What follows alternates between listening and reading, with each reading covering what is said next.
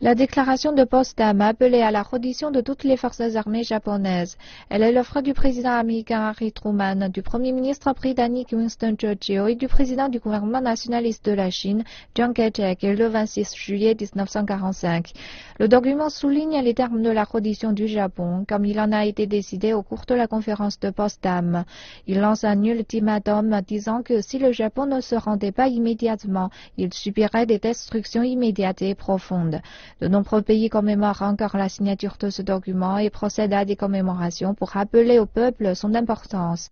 Les experts disent que la partie importante de la déclaration est l'élimination du militarisme au Japon et la création d'un gouvernement qui honore la paix, ce qui mènera ensuite à l'actuelle constitution pacifiste du Japon. Les experts disent que le document représente une avancée dans la guerre contre le fascisme et qu'il est de la responsabilité de chacun de le défendre.